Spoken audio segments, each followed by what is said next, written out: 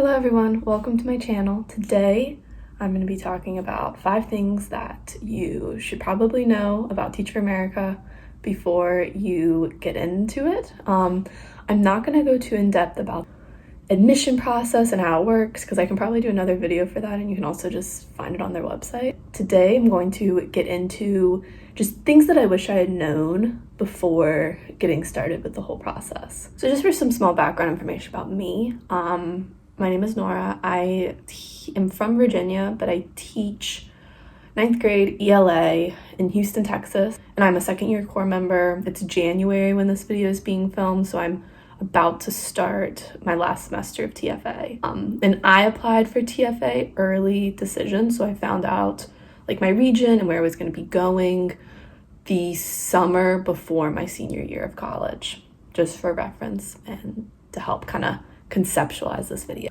Okay, my very first thing that I wish I had known before starting TFA is that you have to pick the first school that accepts you.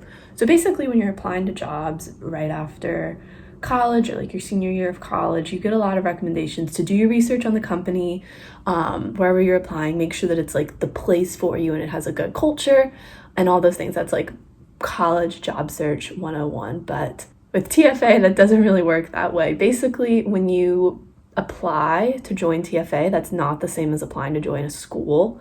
So you essentially have to do 2 interview rounds. And the TFA interview is way more in-depth. It's like a full day-long affair. But applying for the school is a little bit different. There's a direct correlation. It's like 99% of the time, if you apply to TFA, like you will get matched up with the school, especially now with the teacher shortage, but you don't get to choose what school you apply to, and you don't get to choose what district you end up in within your region. So a lot of it is left to chance, and a lot of it, the way that the TFA kind of formula works is that you get assigned it to schools that need teachers and they're having a hard time filling their positions. And the very first teaching job that you get accepted at, you have to take. That's part of Teach for America's rules. So my experience was I interviewed at 2 schools. The very first school that I interviewed at did not pick me. I did not get it. And then the second school that I interviewed at, I did get. And you don't really get a say in picking that school. Like I had to accept it. It ended up being great, but in the moment I was freaking out because it's like, I don't know anything about this school. I didn't get a chance. I mean, I did my research, but my research didn't even matter because I had to accept. So it's something that I just wish that I had known beforehand. My second thing that I wish I had known about TFA before applying is that you will most likely get your regional preference. So TFA has offices throughout the country. You can basically work in pretty much any state, any big city, and there's a statistic on their website that says something like 95% of people get their very first choice. And from what I've seen, that has been true. Houston was my first choice and I got it. I also applied early, so I think that inputs it a little bit. But basically, Teach for America really wants to work with you to make your experience as optimal as possible within like the confines that they have. So I know people that they initially got assigned to a different region and then life happened, they needed to be somewhere else, and TFA worked with them to get them the region that they wanted to. So it's very stressful when you're filling out the application because you have to rank regions that you would want to go to, and you're like, oh my goodness, like could I really end up in all 5 of these? But I think that statistic that they shared is true. Like truly the majority of the time you end up in your first choice. Okay, number 3, you will have to pay a lot of things out of pocket. So I kind of went into Teach for America thinking that they paid for my grad school and they paid for certification and they paid for all these cool benefits, and like that was a cool part of joining Teach for America is that they paid for stuff. But you have to pay lots of things out of pocket, and something that I didn't even like, I looked at it when I was applying, but I didn't really think much about it, is the certification cost. So basically your first year of Teach for America, and I think this is universal across most regions, you have to get your certification. You have to become like a licensed teacher in whatever state you teach in. In my case, it's Texas. And in order to do that, you kind of have to take, it's the equivalent of a class, like a year-long class to get your certification. I think they do it differently. The ones in Texas, at least, you once a month, your first year of teaching, have to meet for like 6 hours on a Saturday. You have coursework you have to fill out. There's a summer program.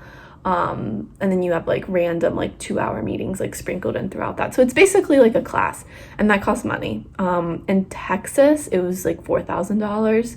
And I genuinely, when I was filling out the application, didn't know what that meant. I just saw that it was kind of middle of the road, and I went with it. But that's what it is. It's essentially something that you do have to pay out of pocket. It's taken out from your paychecks to help you get your certification to teach. So that is something that I didn't know, that when you're thinking about and looking at regions to consider, because most likely, however much that is, you will have to pay through your paychecks out of pocket. Number 4, you as a Teach for America Corps member will fill out so many surveys. You'll fill out surveys from TFA National that every Corps member has to fill out. You'll fill out surveys from your region. You'll fill out end of the year surveys, mid-year surveys, beginning of the year surveys, February surveys, January surveys, like so many surveys, AmeriCorps surveys. And they're not short surveys. They usually take a while, and TFA people, your coach, will repeatedly text you if you don't fill out these surveys in time. They make it a really, really, really big deal. TFA does a really good job of being just kind of aware of what they are and how they can help their Corps members, and they're very good about changing things and wanting to hear people's input and making changes based on that input. It shows that they listen to what you have to say, and they try to make it a positive experience. They try to make it a better experience for you. Number 5 of the things that I wish I knew before starting Teach for America is probably the most important one, and probably the one that I have to explain the most. And that is, you need to have a solid mental health plan before starting Teach for America. And that sounds very intimidating. Please let me explain with the disclaimer that I love Teach for America. It was one of the best decisions that I ever made, but it was the most challenging thing that I've ever done for my mental health. And part of that is just with the setup of Teach for America to begin with. Teach for America recruits pretty heavy at four-year universities, and it recruits students at those universities that are doing really well. Teach for America has a really low acceptance rate. I think it's like 10 to 15%. So they really try to recruit the people that are doing the most at their school. And the thing about college is it's very challenging, but you get a lot of external validation. So you take these students that are very successful in college and you drop them into a public school or charter school classroom. And teaching is zero reward, zero external validation. Teaching is impossible to do perfect. Teaching, you get so little praise or none at all. Teaching, you have so many variables that it makes it hard for you to do a good job sometime. And I guess the biggest thing is that in teaching, no one sees your work. Teaching isn't regarded as a high profession in the US right now. You don't get that external validation. And it wasn't something that I anticipated struggling with, but it was something that I actually struggled with a lot. And maybe part of that is my school, because my school doesn't necessarily praise teachers the most. But part of it was just I had always been around external validation, and I struggled with that. And I've seen other Corps members that I'm friends with struggle with that too, struggle with the kids, struggle with the admin. And it's really, really challenging, honestly. It is a hard thing, and that's something that's kind of the setup of Teach for America that they don't necessarily talk about. The cool thing about that, though, is that Teach for America has done a good job of addressing that. But Teach for America does a really good job of trying to make sure that all of their core members are okay. One of the cool things is you have a coach with Teach for America, and you meet with that person usually like once a month or once every 2 months, and they are just kind of someone that's in your corner. You can talk to them about things that are going on. They can give you advice. They can advocate for you. That was the biggest thing. They advocate for you if you're having issues at your school or anything like that. The other thing that Teach for America offers that's really cool is they have a lot of mental health resources. So just this year, Teach for America got a partnership with BetterHelp, which is like mental health counseling, and it's totally free for core members, which is awesome because therapy is expensive, and now Teach for America can pay for that. Other regions do different things.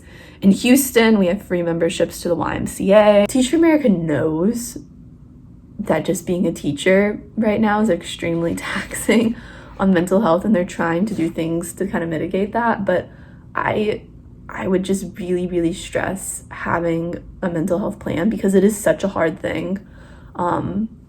It's definitely the hardest thing I've ever done.